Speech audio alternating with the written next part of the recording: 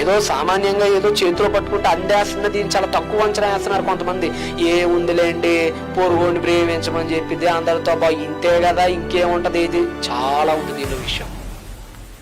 దీన్ని చదివిన వాళ్ళు రాకెట్లు కూడా కనిపెట్టారు, దీన్ని చదివిన వారు గొప్ప గొప్ప ఆవిష్కరణలు చేశారు, దీన్ని చదివిన వారు నల్లజాతి తెల్లజాతి ఉద్యమంలో పాల్గొని ఎన్నో సాహసాలు సంస్కరణలు చేశారు, దీన్ని చదివిన వారు ఎందరో సంస్కరించారు, దీన్ని చదివిన వారు ఎందరో బాగుపడ్డారు, దీన్ని చదివిన వారు ఎందరో ఉన్నత స్థాయికి ఎదిగారు. ఇది సామాన్యమైన పుస్తకం కాదు, అడుగడుగున అణువణువున చదవాల్సిన ఒక మహాదివ్య జ్ఞాన గ్రంథం ఇది.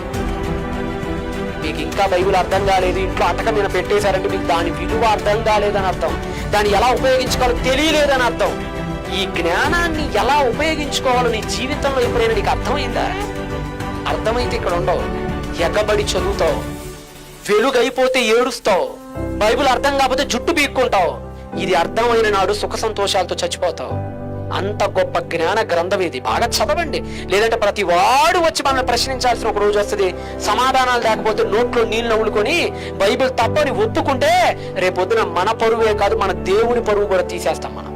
ఎందరో బైబిల్ ప్రశ్నిస్తున్న పరిస్థితుల్లో, బైబిల్ ఎందరో తప్పుపడుతున్న పరిస్థితుల్లో, ఓ క్రైస్తవ యోధుడా యోధురాలా, నీ పని ఒకటే, దీన్ని బాగా చదివి ఎవరడిగినా సమాధానం చెప్పటానికి ఎల్లవేళలా సిద్ధంగా ఉండు.